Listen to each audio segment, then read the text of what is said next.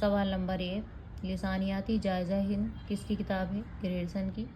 سوال نمبر 2، ہند آریائی کا عہد قدیم کب سے کب تک کا ہے؟ 1500 قبل مسیح تا 500 قبل مسیح تک۔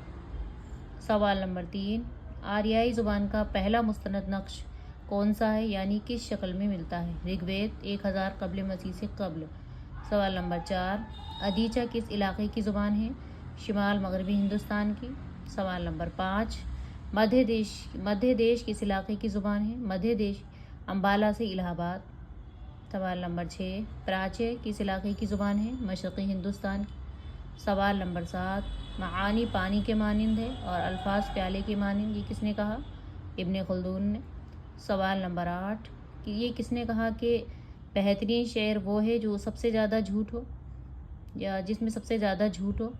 قدامہ ابن جعفر نے۔